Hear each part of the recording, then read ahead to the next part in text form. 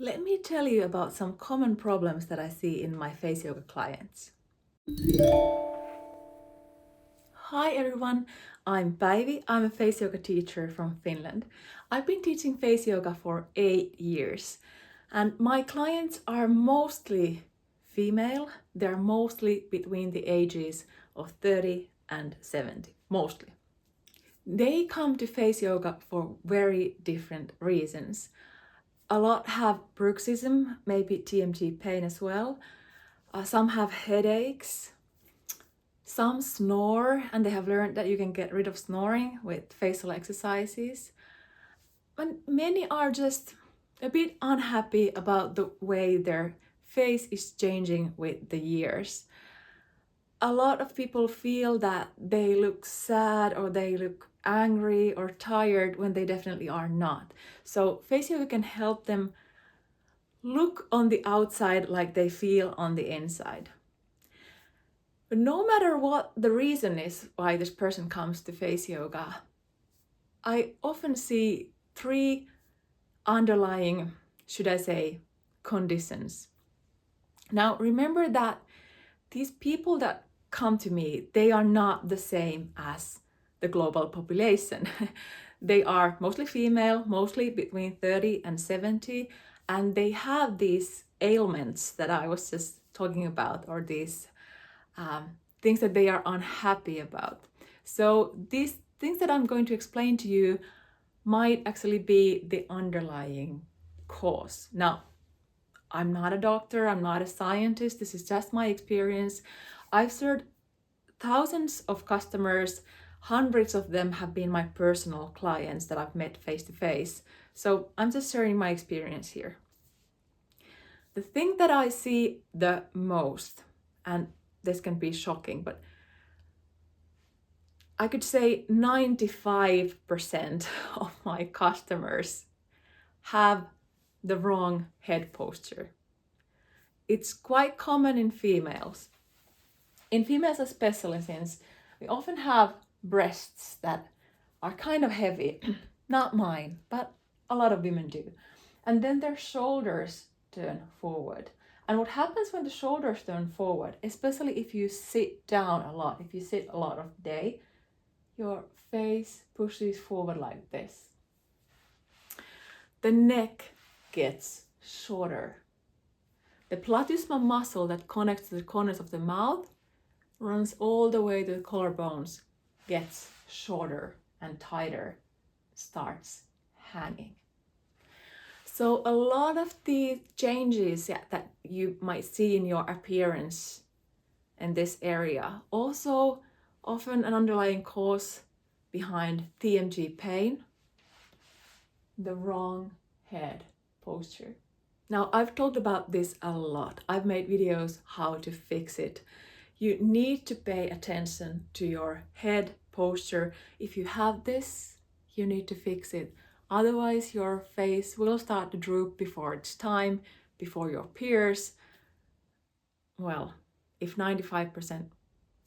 Anyway, just fix your head posture for your health and your looks as well. The second thing is not as common, but it's equally bad health-wise as well. And it's the wrong tongue posture or the wrong swallowing pattern. The tongue should be firmly against the palate at all times if you're not speaking or you're not eating.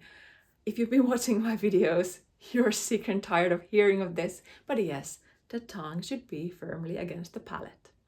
When you swallow, your tongue should not touch your front teeth. If it does, it will eventually, as decades go by, ruin your face. You might have upper front teeth that push out, and your face will become long in the process as well.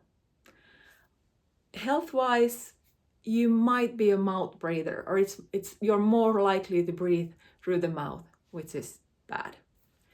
Nose breathing is key to your health. So this is the second thing that I see way too often. It makes the face droop. it makes your face kind of longish, which is not a good look as you age, especially as you age. And I'm not saying that different face shapes cannot be beautiful. That's not at all what I'm saying. I'm just saying that if your tongue is not in its right anatomical place, you're going to have problems, and they are also going to show in your face shape. So, second thing that you need to fix.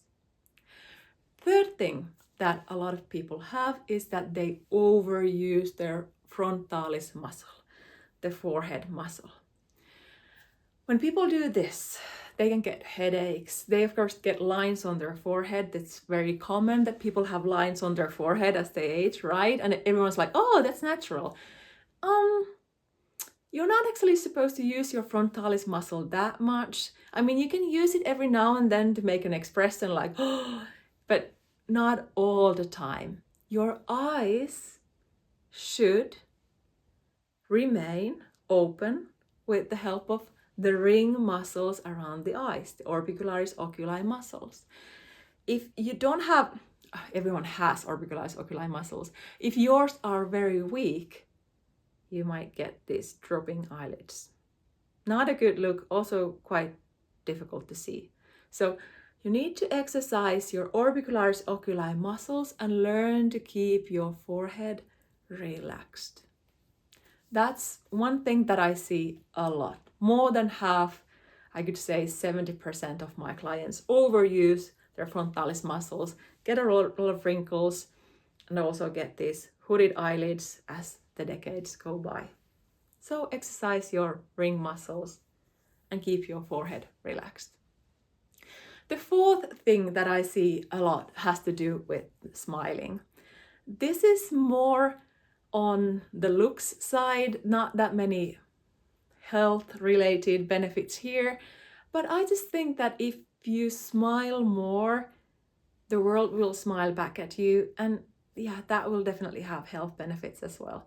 So I see a lot of people who have very tight mouths, like they just purse their lips all the time. If they smile, it's pulling the mouth to the sides. If they show their teeth when they smile, it's once again pulling the mouth to the sides, creating a lot of tension here.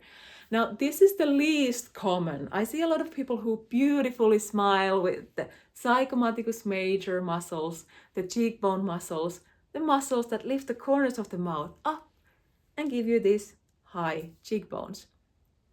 But I could say maybe 30% of my clients smile so that they just pull the mouth to the sides.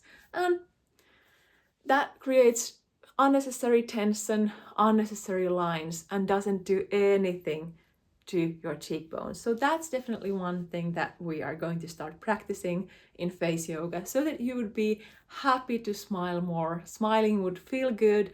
You wouldn't wrinkle your eyes when you smile. If you smile with this levator labii superioris alaceae nasi muscles like this, you can't even see anymore.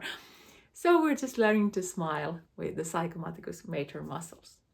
So these were the 3+1, so 4 underlying conditions or issues or habits that I often see in my clients and that they can fix with face yoga. And so can you if you subscribe to my channel. I have videos about how to fix all of the things that I was just talking about so that you can have a relaxed face with a youthful expression.